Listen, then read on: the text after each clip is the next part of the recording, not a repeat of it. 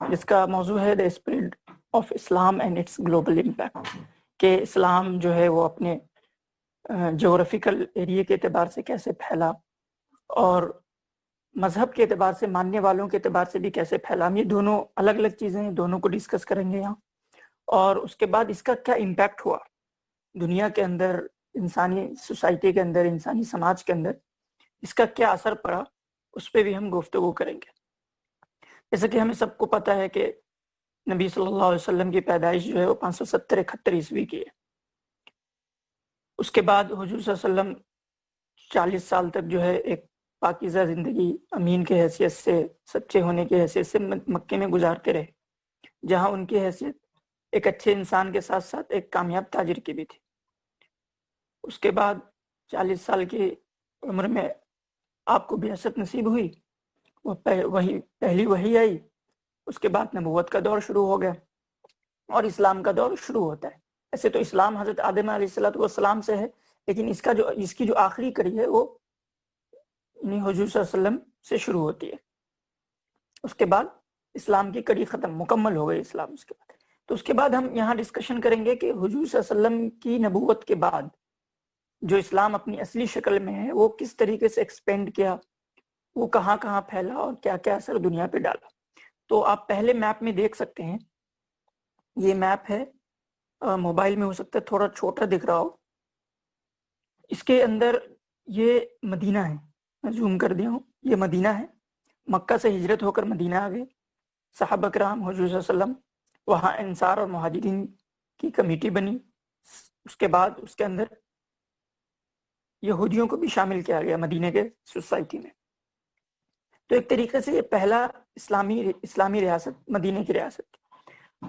وہاں حضور صلی اللہ علیہ وسلم کچھ دن تک یعنی ایکسپینڈ نہیں ہوا، وہیں رہے.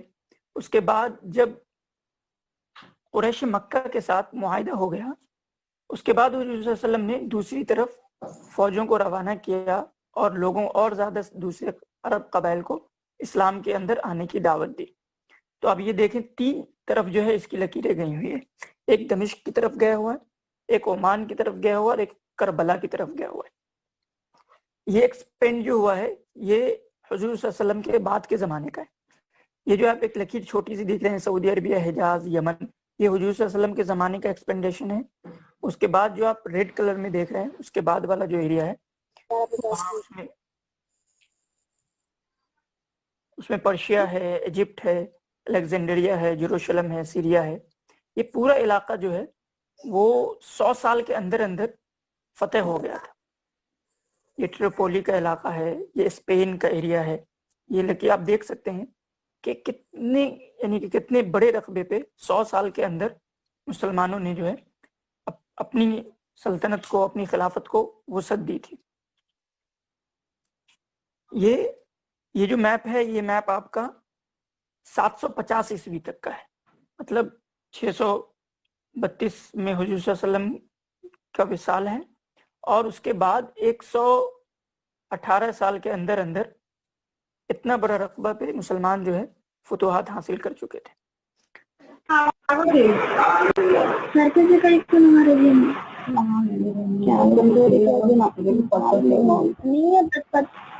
ہم میوٹ کر لیں، آپ مائک میوٹ کریں اپنا.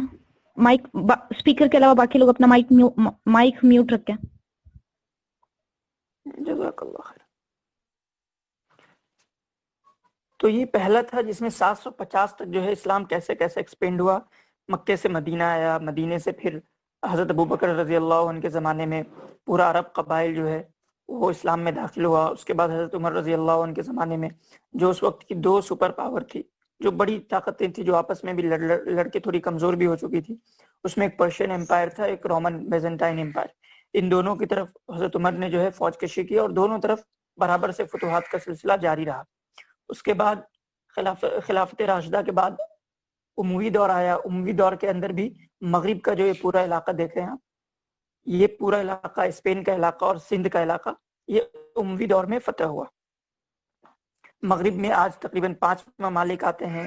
اندلس اس وقت کا جو تھا اسپین کہلاتا ہے. اس طرف آپ آ جائیں، کابل، افغانستان، سندھ، یہ سارا یعنی کہ سینٹرل ایشیا اور انڈیا والا ایریا ہے. تو یہاں تک اسلام جو ہے وہ پہلے اس میں آ گیا، پولیٹیکلی جو ایکسپینڈ ہو گیا تھا۔ یہ دوسرا نقشہ ہے عباسد دور کا، عباسد پیریڈ کا ہے۔ اس کے اندر بھی جو ہے اسلام ایکسپینڈ ہوا، نارتھ افریقہ سے تھوڑا نیچے کی طرف گیا، سینٹرل افریقہ کی طرف گیا، اس کے بعد یورپ کے کئی ممالک جیسے سائپرس ہے، اسی طرح گریک کے کئی سارے، یونان کے کئی سارے جزائر، اور آج کا جو موجودہ ترکی ہے اس کا کچھ حصہ بھی عباسد پیریڈ میں، ہارون رشید کے زمانے میں اور ان سے پہلے، اس کے بعد بھی جو ہے مسلمانوں نے فتح کیا۔ اس میں دیکھ سکتے ہیں کس طریقے سے ان کا ایکسپینڈیشن ہوتا رہا ہے۔ ان کا جو کیپٹل تھا وہ بغداد تھا، بغداد سے یہ ساری جو فوج کشی اور سارا ایڈمنسٹریشن اور سب کچھ ان کا چل رہا تھا۔ اموی دور جو تھا وہ دمشق یعنی سیریا سے کنٹرول ہوتا تھا۔ اس کے بعد عباسیوں نے جو ہے بڑا عالیشان شہر بغداد کے نام سے بسایا، جو کہ عراق کا آج بھی کیپٹل ہے، اور اس کی شان و شوکت اس زمانے میں کچھ اور ہی تھی، جیسے آج واشنگٹن ڈی سی یا نیو یارک، لندن وغیرہ کی شان و شوکت ہے، اس سے بھی بڑھ کے اس کی شان و شوکت تھی بغداد کی اس زمانے میں۔ وہ پہلا شہر ہے بغداد جو 10 لاکھ سے زیادہ آبادی والا شہر بنا، اور یہ تقریباً آپ کو 800-850 سینچری کے آس پاس ہی ہو گیا تھا۔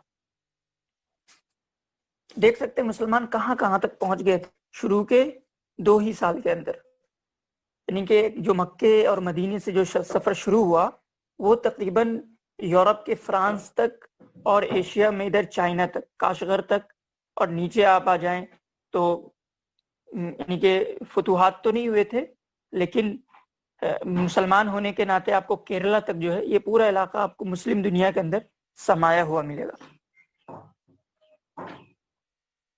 تو خود مورخین حیران ہے کہ اتنی کم مدت میں اتنا جلدی کیسے ایکسپینڈ کر سکتی ہے کوئی بھی حکومت، کیونکہ اس کی مثال آپ کو کہیں نہیں ملے گی دنیا میں، اس تیزی کے ساتھ اتنا ایکسپینڈ کرنا، اس کی مثال آپ کو کہیں بھی نہیں ملے گی۔ آپ کسی بھی سلطنت کے بارے میں پڑھیں، وہ اتنا جلدی ایکسپینڈ نہیں ہوا اور وہ پائیدار بھی نہیں رہا۔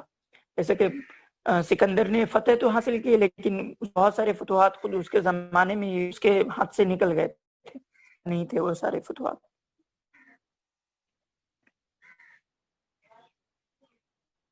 اس کے بعد عباسد کے بعد ایک بڑی طاقت جو ابھری مسلمانوں کے بیچ میں سلجوق کی تھی۔ میں پولیٹیکل چیز کو بہت زیادہ ڈسکس نہیں کروں گا، سرسری طور پہ آپ کو بس بتاتا جاؤں گا کیسے کیسے ہوا۔ جو ہمارا مین پارٹ ہے انشاءاللہ اس پہ امپیکٹ والے، اس میں یہ ساری چیزیں ہم گفتگو کریں گے۔ اس کے بعد جو تیسری سب سے بڑی تھی، عباسی جب کمزور ہوئے تو سلجوق ابھرے۔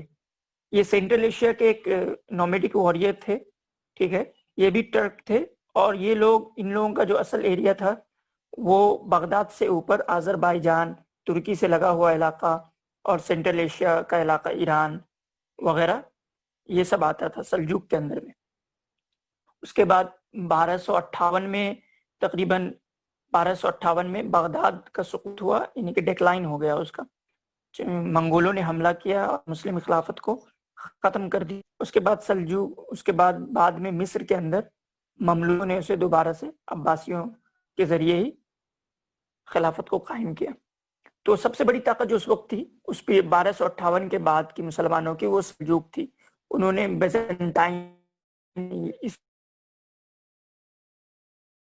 سمجھ میں آئے گا، بیزنٹائن کے ساتھ، یعنی کہ جو بعض کانسٹینٹینوپول جو آج موجودہ ترکی ہے، اس کی حکومت سے کس طرح مسلسل کر رہے ہیں۔ Victory over the Byzantines lead to settlement of Asia Minor, which would eventually become the seat of Ottoman Empire. تو یہ ان کا سلجوق کا اصل علاقہ وہی تھا جو آج ترکی، ایران، آذربائیجان، آرمینیا، یہ والا علاقہ ہے، اس میں یہ لوگ حکومت کر رہے تھے۔ اس کے علاوہ جو چھوٹی چھوٹی حکومتیں تھیں، وہ مملوک کی حکومت تھی، وہ ایوبیٹ کی حکومت تھی۔ ابھی ہم لوگ کروسیڈ کو ڈسکس کریں گے۔ اس کے بعد والا جو پیریڈ ہے وہ کروسیڈ کا پیریڈ ہے، کہ مسلمانوں نے جب یروشلم کو فتح کر لیا، اس کے بعد عیسائیوں نے پوری کوشش کی کہ پھر سے اسے دوبارہ حاصل کیا جائے۔ اس کے لیے وہ لوگ کوشش کرتے رہے، لیکن مسلمان بہت متحد تھے تو ان کو کامیابی نہیں ملی۔ لیکن پھر بعد میں